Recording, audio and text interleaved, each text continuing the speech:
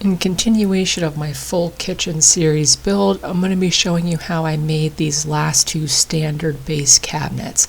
Now I say standard because there is an island in this kitchen, but it is built differently than standard base cabinets. This is a standalone video because, as you could see, I was working off of different depths of the wall as well as a couple columns, and the fact that the other side of the cabinetry where I have the upper cabinet, which I showed you how to build last week, has to be cheated forward so it's not because there's some pipes against the back wall. So this was a little bit of a challenge. Even though they're standard depth and height for base cabinets, they are built very differently. So if you ever have a problem to work around with design, you're using different depths or different dimensions, I'm going to highly recommend making a template. That's how I tackled this odd shaped cabinet on the right side of that column. So as you can see, I took accurate measurements of that old brick chimney in the space, as well as the wood in front of it, which I also wanted to keep. I gave myself a healthy spacer. On here, I think it's about 1/4 of an inch, but before I end the design, I bumped that up to 1/2, and then I could mark out all of my measurements. So I had a perfect blueprint of how to attack that shape. So then I just cut this out, and then there's the shape for my cabinet. I'm going to use this right on my plywood to cut all of my parts out. Now, for people that are following along with this series, you're probably wondering why I'm uploading this on a Wednesday. There will still be a Saturday upload.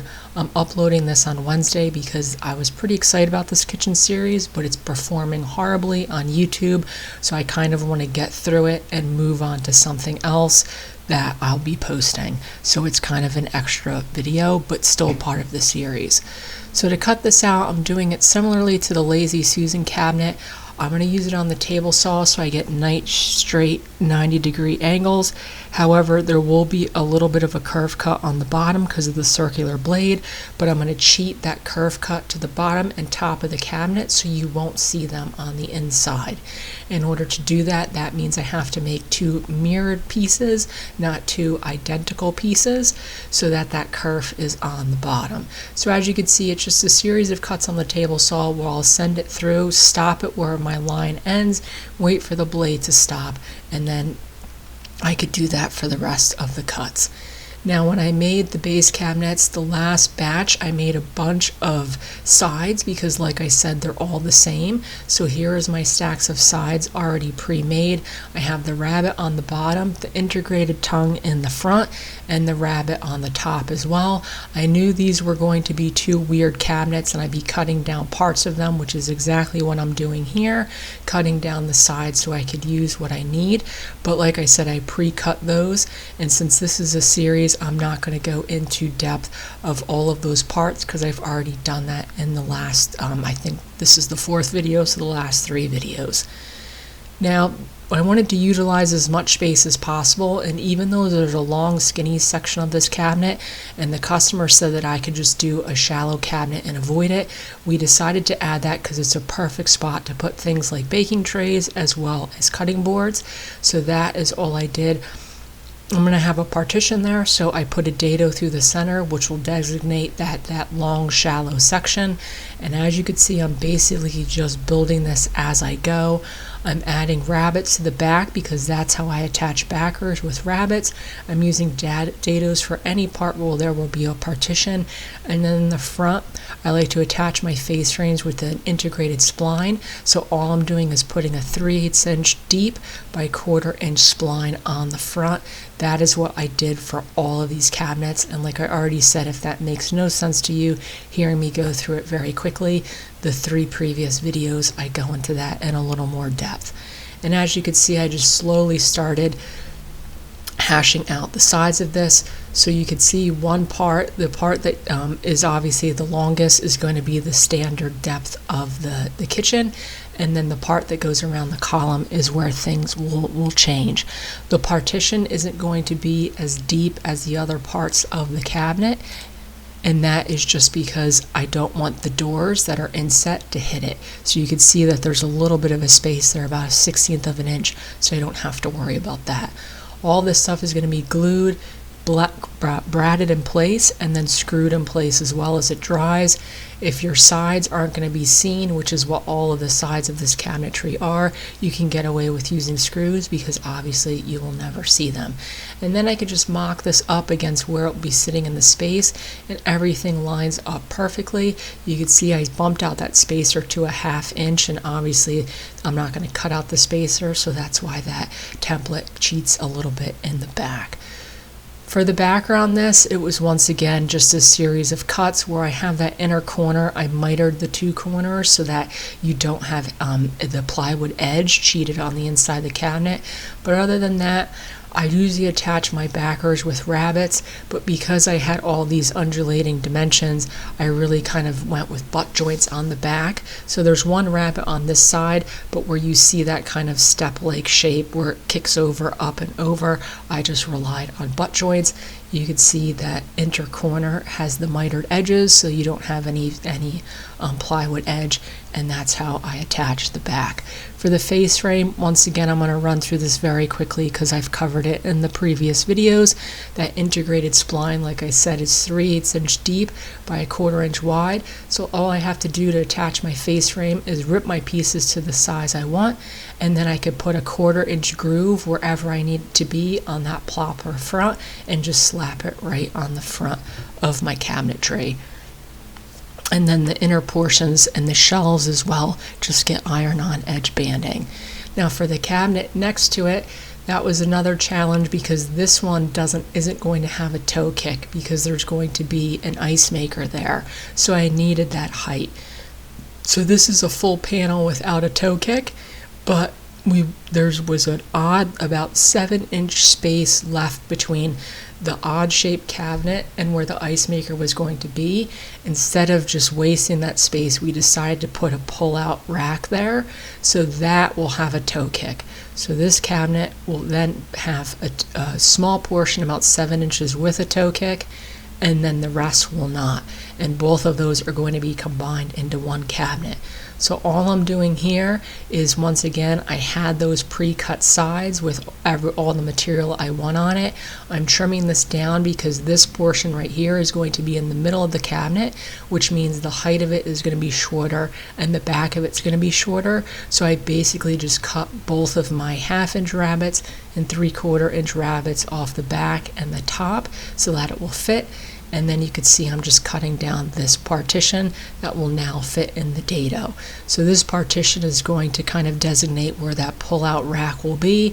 Underneath of this will eventually be a toe kick, and that is that smaller section of the cabinet. Like I said, it was about 7 inches we had to play with. So I'm going to separate that from where the ice maker will be. So it's just kind of essentially a very skinny cabinet. And then you could see that middle partition is the one I cut down, and then the one on the left is a true partition. And that is going to be next to the partition that separates the fridge from the rest of the cabinets as well. The problem with both of these were they're so oddly shaped, it was hard to mock them up. So you can see I'm kind of setting the top in place here, even though it's out of frame. That is what I'm doing. Once I get the top in place, I could use that to clamp everything together. Then I can measure and cut for the front and clamp that as well. So then once I had this whole odd shape clamped, I could just take parts off of it, glue them, put them back on, and screw it together. And that's kind of how I worked around putting together these odd shapes. So the top is almost a full top. I had plenty of plywood for this, so I wanted that to be a full top on this piece, especially since it doesn't really have any shelves. And once again, I'm just going to add glue, brad everything in place, make sure it's square. This is obviously the partition I'm putting in place. Brad in place, add screws to it, and then the opening for the pull-out rack, I could kind of check for square, and that looked good. And then I could flip this on its back and also check for square. A lot of times when you're building with rabbets and dados like I like to, the cabinets turn out pretty square right off the bat. If they're not square, you just shift it like a parallelogram in the direction where it's shorter. It will take measurements off of the high side and shift it to the shorter side. This is the toe kick. Like I said before, I showed how to make these multiple times in the previous videos. So that just pops on the bottom of the odd shaped cabinet. And then you'll see I'll also add a toe kick underneath where the pull-out rack is. And that is just so I have a continuous piece along the bottom. In order to do the face frame that will connect these two cabinets, I already cut the groove on the back of that one. I could cut the groove on this one, and then that one poplar piece will cover both of my splines without having any sort of separation in it. And then I could cut and add the toe kick to underneath the pull-out section of this. And as it's taking shape, you could kind of see how it was two odd shaped pieces kind of squashed together. So because at this point we're working between the wall and the fridge, I don't have a lot of space, so I didn't want to add a bunch of unnecessary partitions to it. And then I could pop that middle piece in. For the pull-out rack, this was from Renovate. All the hardware I used on here was from Renovate. I've already kind of expressed how for the price of these, I think they're kind of a rip-off, and I think I could have made them cheaper, but this project was really under a pretty strict time restraint, so that wasn't an option. It's not that it's garbage, it's just for what it is. It's not cheap hardware or materials. And one of the issues I had with this was this shelf was specifically made for this opening, but these little flanges they give you in order to attach the false front to it stuck out past my face frame. In order to fix that, I had to trim them down. That ended up working, and then I can close it. It was just a little bit of a flange I had to cut off, but you could see without cutting that off how the hole for mounting it wouldn't have cleared my face frame. And then these little stops they have at the top to keep the cabinet centered were the wrong shape, the wrong size. So I also had to cut and adjust those and then add a spacer to them in order to mount them. It was a little bit more fabrication I would have thought off of something that was this expensive to buy, because everyone's situation is going to be different. But once I tweaked that, this pull-out shelf worked pretty well, and that is what that looks like. I've made doors in the past videos, so I'm not going to show you how I did those in here. And then mocked up in space, you could see how everything's level. You can see how I'm working on a false wall to cover those pipes. I actually had to make a different style to connect those because I needed more space in between, and this one was where the wall really starts to dip, so you can see I left a rabbit on the bottom so I could add this piece in the space and have a seamless bottom there. And that is the plus side to going and taking measurements on site. I knew that that was going to be a situation during the install, and I could plan for it. So as of now, I've shown videos of making all of these base cabinets as well as the upper cabinets by the fridge. The next series of videos is going to cover this island that's coming into frame, and then after that I'll have a video on the uppers.